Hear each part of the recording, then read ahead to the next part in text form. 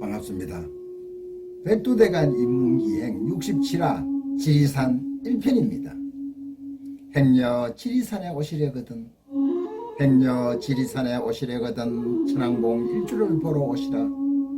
3대째 내리 적선한 사람만 볼 수 있으니 아무나 오지 마시고 노고단 구름바다에 빠지려면은 원추리꽃 무리에 흑심을 품지 않은 이슬의 눈으로 오시라. 행여 반야봉 제영노를 품으려면은 여인의 둔부를 스치는 유장한 바람으로 오고 피아골 단풍을 만나려면은 먼저 온몸의 달아오른 철정으로 오시라. 굳이 지리산에 오시려거든 불일폭포의 물방망이를 맞으러 벌받는 아이처럼 등짝 시퍼렇게 오고 벽소롱 시린 달빛을 받으려면은 뼈마저 부스러지는 회로로 오시라. 이원규였습니다. 태초에 마고 할미가 하늘을 열어 궁이 소위 태어나고 황궁께서 산을 주고 천궁께서 물을 주어 백두에서 지리까지 한반도를 만들었습니다. 환웅이 기원전 2457년 상왕갑자 4482년 전 10월 3일 삼위태백에 신실한 나라를 세우고 아들 당군이 1908살에 아사달 9월산에 산신으로 되었습니다. 한반도 대제국의 오악은 북악은 백두산, 서악은 묘양산, 중악은 북한산, 동악은 금강산, 남악은 지리산이라고 했습니다. 우리는 삼위태백에 천재단을 쌓고 산신에게 제사를 지냈으며 지리산은 남쪽의 산으로 한 번도 빠진 적이 없습니다. 지리산은 남방 백두대간이 웅대한 곳이자 북방 백두에서 두류한 기상이 마루금을 타고 내려와 대륙 넓은 곳에 터를 잡아 접하군생 천왕봉에서 한국인의 기상 여기서 발현되었다라고 했습니다. 천왕봉에서 노고단으로 이르는 백두대간 따라 걷는 거리는 25.5km로 약 60여리이고 둘레는 320km로 800여리쯤 됩니다. 백두대간 지리산 마루금에는 1500m가 넘는 20여 개의 소선 봉우리가 천왕봉, 반야봉, 노고단의 3대 주봉을 사이에 두고 마치 병품처럼 펼쳐져 있으며 칠성계곡, 한신계곡, 연사계곡, 비악골, 뱀사골 등 골과 마루를 이루고 파도처럼 흘러뻗어 사방 어디서라도 누구나 들어올 수 있어 예로부터 어머니의 품이라고 여겼습니다. 지리산은 지혜로운 사람의 산이다. 문헌에는 지리산, 지이산, 다스리다, 다르다 등과 같은 소리가 같아 한자만 다르게 기록되어 있음을 볼 때 지리산은 순 우리말에서 비롯된 지명이라는 것을 알 수 있습니다. 지이산이라고 쓰고 지리산이라고 읽는다. 지리산이 내포하고 있는 뜻은 다름을 알고 차이를 안다. 즉 그 다름과 차이를 서로 인정한다는 뜻이 아닌가요? 다시 말해 공자가 말한 화이부동 대단하고 엄청난 철학이 내포되어 있습니다. 이 다름과 차이를 한마음 일심으로 원흉회통하는 위의 백두대간 인문기행의 철학인 환웅이 이 땅에 나라를 세운 홍익인간에서 나왔음을 증명하고 있음을 알 수 있습니다. 따라서 북방문화 천부인이 백두대간을 타고 내려왔다고 하여 두류산이라고 불렸고 남방문화가 웅비하여 북으로 올라가 지리산이라고 불렸습니다. 신라 오악 중 남악으로 어리석은 사람이 머물면 지혜사로운 사람이 된다 하여 지리산이라고 불렸고 옛 삼신산의 하나인 방장산이라고도 불렸습니다.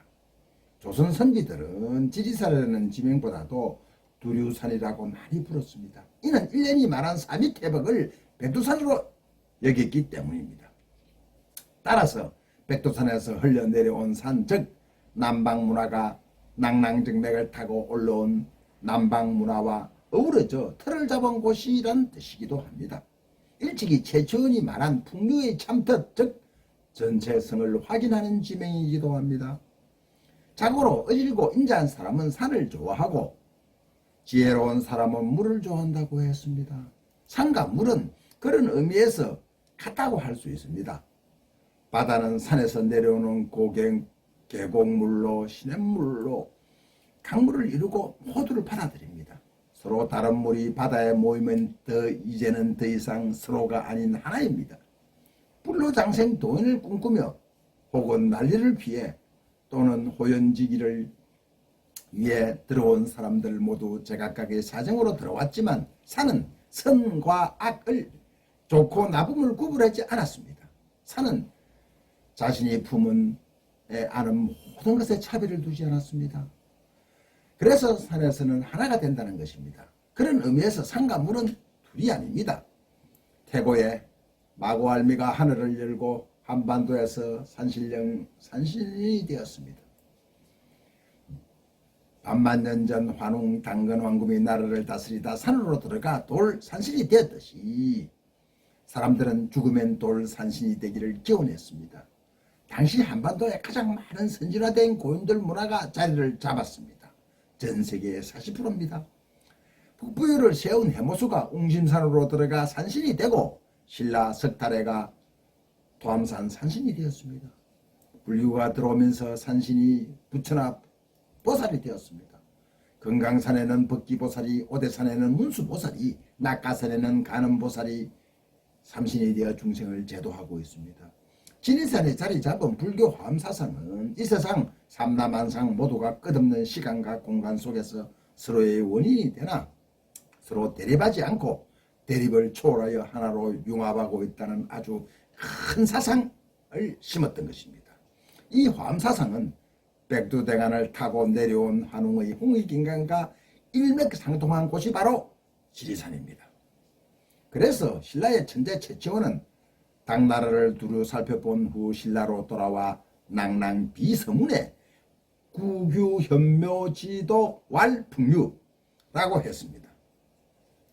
지리산하는 세가의 유, 불, 선, 아우를만큼 넉넉하다고 해서 어머니산이라고 불렀습니다. 예로부터 많은 사람들이 지리산의 정기를 받기 위하여 모여들었습니다. 공부하기 위해 해탈과 심신을 수련하기 위해 피병으로 큰 뜻을 이루려고 해서나 이루지 못한 사람이 관리들의 행포를 견디다 못해 숨어든 사람, 억울한 누명을 쓰고 쫓기는 사람, 반역을 일으키다가 도망친 사람, 초곤 목표를 찾아 새로운 세상을 만들기 위해 찾아든 사람들이 지리산으로 모여들었습니다. 백두대간을 따라 영남과 호남의 4대 관문이 있는데 안암의 황석산성, 진흥의 웅치, 남쪽의 석주강과 북쪽의 팔랑치는 고대부터 진라적 요충지였습니다. 황석산장은 신라가 가야를 점령한 후 백제와 맞서면서 축조한 것입니다. 팔랑치를 넘어 남원의 교롱산성은 백제가 신라를 막기 위해서 세웠습니다. 또한 후백제 기농과 고려태조 왕건의 격전지이기도 했습니다. 고려말 이성계는 전라도 경상도를 침탈하는 왜구를 지리산에서 소탕을 했고 임진왜란 왜구는 호남 곡창을 수탈하기 위하여 3만의 대군으로 진군하였으나 진주성 김시명과 남원성 전투 굴의 석주관을 넘지 못했습니다. 구한말 영남으로 진격하라는 호남의 동학 농민군이 북쪽에서는 운봉을 사이에 두고 관군과 치열한 전투를 벌였고 무엇보다 해방 이후 한국전쟁을 전후해 발주산이 활동으로 동족산전의 비극이 아직 아물지 않은 곳이기도 합니다. 있습니다. 지리산 천왕봉에는 마고 할미를 모신 성모사 사당이 있고 성모 선상을 봉안해 제사를 받들었습니다. 노고단에는 신라 시대부터 선도 성모를 모시는 남학사가 있었습니다. 성모는 나라의 수호신이고 매연 국태 민안과 풍년을 비는 제사를 지냈습니다. 후대에 성모사의 성모는 고대 태조 왕건의 어머니로 여겨졌고 남학사의 성모는 신라 박흑거세의 어머니로 신앙되었습니다. 지리산은 결국 신라와 고려의 시조를 잉태한 산이던 셈입니다.